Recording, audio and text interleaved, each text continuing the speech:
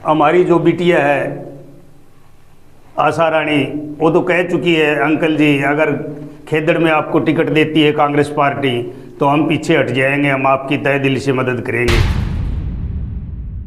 उसके बावजूद भी आज नरेश सेलवाल जो सैलजा गुट से बगावत कर चुका है, आजकल हुड्डा गुट में बड़ा सक्रिय है, वो भी अपनी टिकट का दावा ठोक रही है। पिछली बार खेदड़ गांव में 2 नेशनल पार्टियों ने टिकट दिया था, बीजेपी ने भी और कांग्रेस ने भी। क्या आपको लगता है कि इस बार इस प्रकार के कोई समीकरण बनेंगी, खेदड़ में कोई पार्टी टिकट देगी? जो हमारे हाईकमान जो हमें आदेश देगी हम उसके लिए तैयार हैं।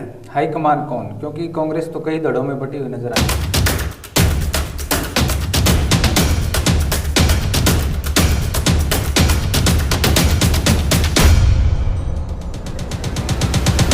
देखो सर, पहले वाले कैंडिडेट आगे तो सबकी जमानत जब्ते हैं और हम 50,000 से जीतेंगे। आपका जो हाई कमान है वो खुद आ गया तो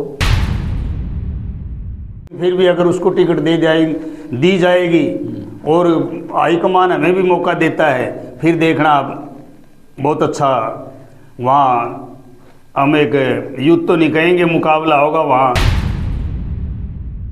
चर्चाएं ये भी है कि ईश्वर खेदड़ एक नहीं 2 टिकटें मांग रहा है, खुद की भी और बेटी की। मतलब ये है कि ईश्वर खेदड़ ने इस प्रकार से घेराबंदी की है कि युवा को दे, महिला को दे या आपको दे, टिकट आप पर ही रहे, बाहर नहीं जानी चाहिए।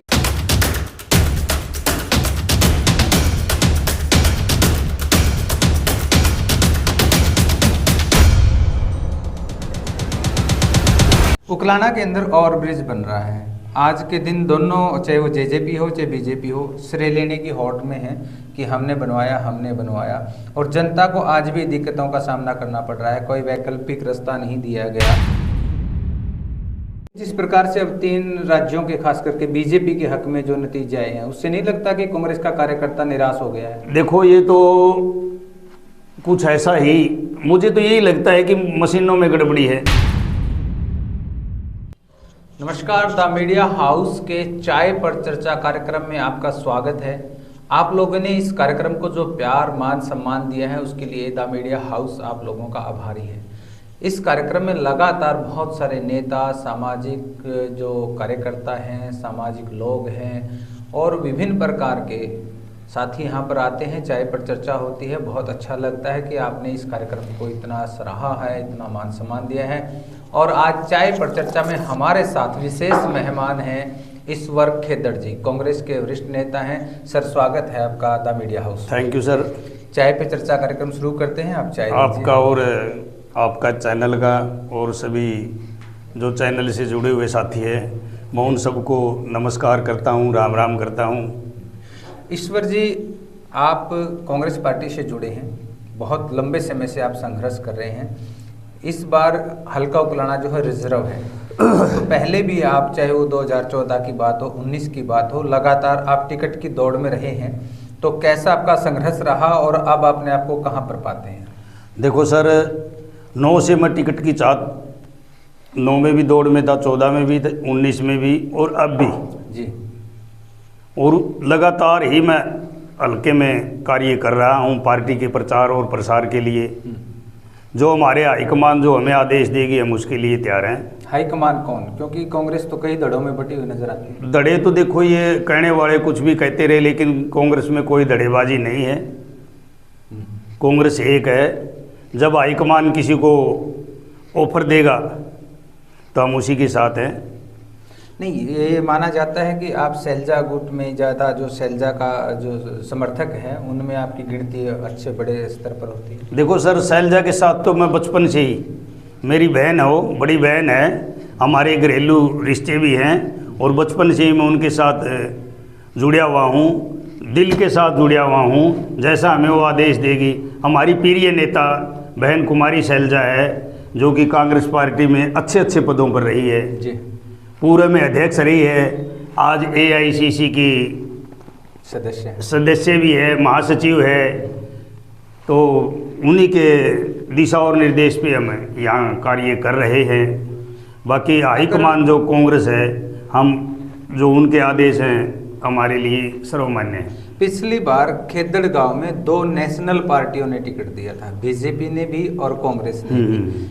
क्या आपको लगता है कि इस बार इस प्रकार के कोई समीकरण बनेंगी, खेदड़ में कोई पार्टी टिकट देगी? लेकिन इस बार अगर पार्टी हम पर भरोसा करती है तो हमारी जो बिटिया है आशा रानी, वो तो कह चुकी है अंकल जी अगर खेदड़ में आपको टिकट देती है कांग्रेस पार्टी तो हम पीछे हट जाएंगे, हम आपकी तहे दिल से मदद करेंगे। आपको नहीं लगता कि ये सिर्फ एक राजनीतिक बात हो सकती है? लेकिन सर मैं राजनीतिक बात नहीं कह सकता इनको, क्योंकि जिस दिन हमें यहाँ अपने शहीद की प्रतिमा का अनावरण किया था उस दिन वहाँ हम गांव के 100-150 आदमी वहाँ मौजूद थे सतीश के घर पर चाय के लिए। तो वहीं पर उन्होंने ये शब्द बयां किए थे और उन्होंने ये कहा था अगर आप टिकट लेके आते हो तो अंकल जी मैं आपके साथ तन मन और धन। लेकिन आशा तो खुद बीजेपी की टिकट की दौड़ में है, वो ऐसा कैसे वादा कर सकते हैं कि आप अगर कांग्रेस? लेकिन हो सकता है उसकी कोई बात ठीक है, लेकिन उन्होंने बोला है हम तो विश्वास ठीक है करते हैं, लेकिन फिर भी अगर उसको टिकट दी जाएगी और हाईकमान हमें भी मौका देता है फिर देखना बहुत अच्छा वहाँ हम एक युद्ध तो नहीं कहेंगे मुकाबला होगा वहाँ। ऐसा ना हो कि पिछली बार दोनों खेदड़ में इस बार भी आ जाए परिणाम देखो इससे चलो एक आ जाए तो अच्छा है, लेकिन अगर 2 भी आ जाए खेदड़ में चाहे 3 टिकट आ जाए तो हमारे ऊपर इतना दाग भी नहीं है सर। नहीं आप पे दाग तो नहीं है, अगर 2-3 टिकटें अगर में पार्टी हाईकमान है तो परिणाम पीछे की तरह ना हो कि अनूप दानक या कोई बीच से निकल जाए दोबारा से। सर अगर पार्टी हाईकमान हम पर भरोसा जताता है तो मेरे गांव जो है कि मेरा सारा गांव मेरे साथ है। गांव तो 59 है ना सर? हाँ जी, लेकिन खेदड़ गांव जो है, खेदड़ गांव की रिश्तेदारी 59 गांव में सभी के साथ लगे हुए, जिस गांव का 98% यानी 100% जिस पर भरोसा करता हो गांव, तो उस आदमी को हराने वाला कौन है। चर्चाएं ये भी है कि ईश्वर खेदड़ एक नहीं 2 टिकटें मांग रहा है, खुद की भी और बेटी की भी। देखो बेटी को तो मैं इसलिए रखता हूँ क्योंकि हमें 9 से स्कीरी है, बेटा भी मेरे साथ। अगर पार्टी हाईकमान युवा पे भरोसा जताते हैं तो मेरा बेटा है, एमपीएड है और जॉब करता है, उसको भी याद उतारने के लिए तैयार है। अगर महिला पे भरोसा करते हैं तो हमें बिटिया के लिए ग्राउंड तैयार कर रखा है और हमें विश्वास में लेता है, तो हम देखियो इस बार क्या पार्टी को। मतलब ये है कि ईश्वर खेदड़ ने इस प्रकार से घेराबंदी की है कि युवा को दे, महिला को दे या आपको दे, टिकट आप पर ही रहे, बाहर नहीं जानी चाहिए। लेकिन मैंने तो चलो ये ऐसी घेराबंदी तो करनी पड़ती है, बाकी पार्टी का प्रचार मैं लगातार कर रहा हूँ 9 से, और अब तो मैंने युद्ध स्तर पे काम शुरू किया हुआ है पार्टी के प्रचार और प्रसार के लिए। लेकिन अगर हाईकमान मुझ पर भरोसा नहीं जताता, किसी और पर भरोसा जताता है, उसके साथ भी हम तय दिल से लगेंगे। अगर आपका जो हाई कमान है वो खुद आ गया तो इससे अच्छा और क्या होगा हमारे लिए। एक हल्के के लिए इससे बड़ी और बात हो ही नहीं सकती, क्योंकि हमें एक मुख्यमंत्री के हल्के के कहलाएंगे। उसके बावजूद भी आज नरेश सेलवाल जो सैलजा गुट से बगावत कर चुका है, आजकल हुड्डा गुट में बड़ा सक्रिय है, वो भी अपनी टिकट का दावा ठोक रही है। देखो जी, नरेश सेलवाल तो 6 साल के लिए पार्टी से निष्कासित हो चुके थे, बाकी अब दावे करने से क्या होता है। चलो करेंगे, दावे तो कर सकता है, करने भी चाहिए, कोई भी टिकट मांग सकता है, चुनाव भी लड़ सकता है, लेकिन पार्टी की तरफ से तो जो पार्टी हाईकमान जिसको आदेश देगी वही लड़ेगा ना। आपको क्या लगता है कि एक बार हम भी मान लेते हैं कि हाईकमान कांग्रेस आप पर विश्वास जताता है, आपके परिवार में आप, आपकी बेटी, बेटा कोई भी आता है, उधर से 5 साल से राज्य मंत्री हैं और 10 साल के विधायक हैं, अनूप धानक चुनाव फाइट करेंगे तो कहाँ मुकाबला पाएंगे हम? देखो सर, पहले वाले कैंडिडेट आगे तो सबकी जमानत जब्ते हैं और हम 50,000 से जीतेंगे, हमें विश्वास है। अनूप धानक की भी? बिल्कुल। क्यों? क्योंकि उसको सभी लोगों को पता है।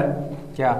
कभी हल्का में हमें तो देखा नहीं हो, वैसे हमारे दोस्त हैं, मित्र हैं, लेकिन राजनीतिक तौर पर उन्होंने ऐसा कोई काम नहीं किया। आपको नहीं लगता उन्होंने विकास कार्य करवाए?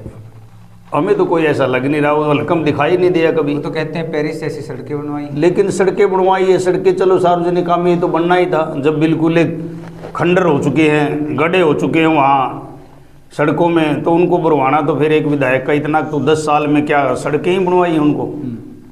हमें नहीं लगता कि हल्का में विकास हुआ है। जिस प्रकार से गठबंधन की सरकार काम कर रही है, आपको लगता है कि इस बार चुनाव गठबंधन में हुआ तो बीजेपी और जेजेपी में से कौन उम्मीदवार हो? देखो ये तो उनका मामला वही जाने जी। आपको कोई अंदाजा? अंदाजा लेकिन हो ही नहीं सकता, नहीं गठबंधन उनका नहीं चलेगा। ये तो सिर्फ स्वार्थ का गठबंधन है जो है। उकलाना के अंदर और ब्रिज बन रहा है।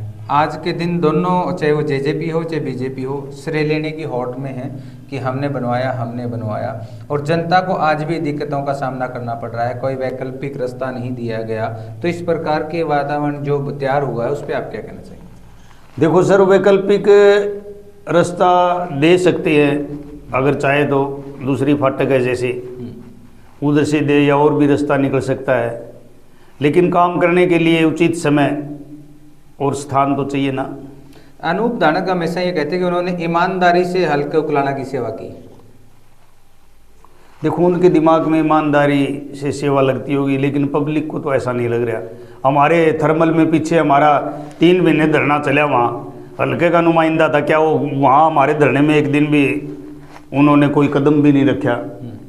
कम से कम इतना कुशल क्षेम पूछने का तो हक बनता था उनका, क्या समस्या है, तो और क्या करेंगे वो।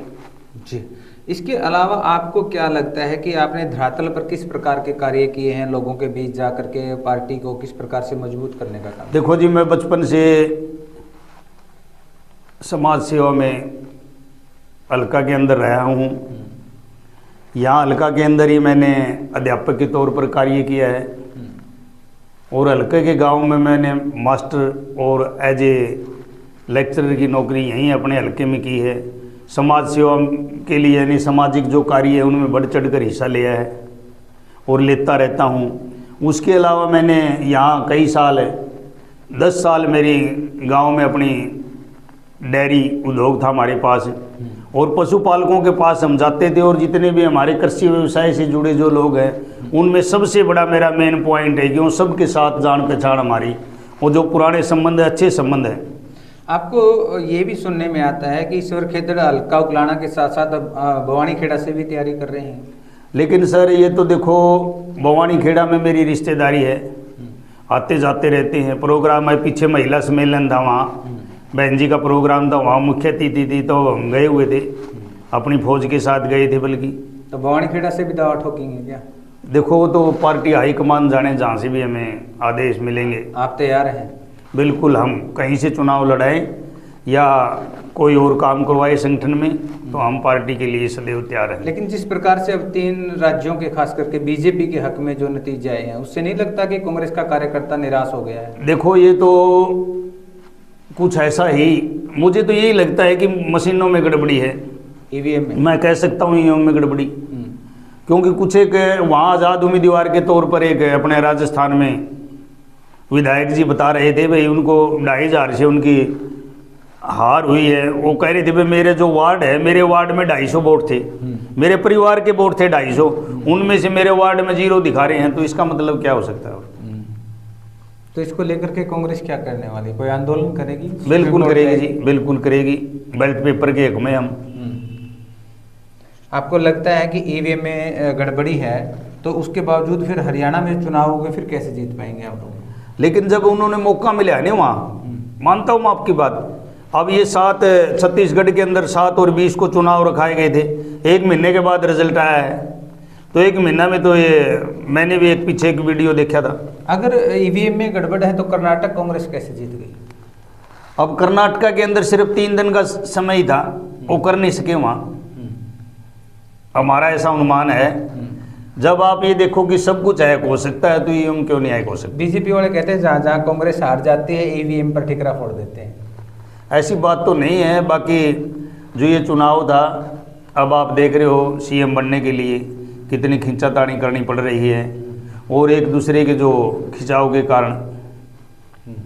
तो अब आपको ये लगता है कि आप हल्का उकलाना से चुनाव लड़ने की पूरी तैयारी में हैं और हाईकमान के आदेश का इंतजार कर रहे हैं? देखो जी, तैयारी तो है ही हमारी, बाकी अगर बहन जी आ जाती है तो सबसे अच्छा है। हम 50,000 वोटों से जीतेंगे, बहन जी को हम 70-80 हज़ार वोटों से जिताएंगे। यहाँ एक तरफी जीत है जी। ये थे हमारे साथ ईश्वर खेदट, जिनका मानना है कि हल्का उकलाना जो रिजर्व है वहाँ पर ये अपनी तैयारी कर रहे हैं। और ऐसा नहीं है, इनके पास तुरुप के सभी पत्ते हैं। अगर महिला को टिकट देना चाहे पार्टी तो इनकी बेटी तैयार है, युवा को देना चाहे तो इनका बेटा तैयार है, और ये खुद भी है। इसके साथ साथ इन्होंने हाईकमान का जो जिक्र किया, अगर कुमारी शैलजा खुद यहाँ से चुनाव आती है तो उनके सच्चे सिपाही के तौर पर ये कार्य करेंगे। देखने वाली बात ये है कि 2024 के जो विधानसभा चुनाव होंगे उसमें कांग्रेस पार्टी की उकलाना को लेकर क्या रणनीति रहती है। फिर किसी साथी के साथ मुलाकात होगी, तब तक दीजिए इजाजत। नमस्कार। नमस्कार।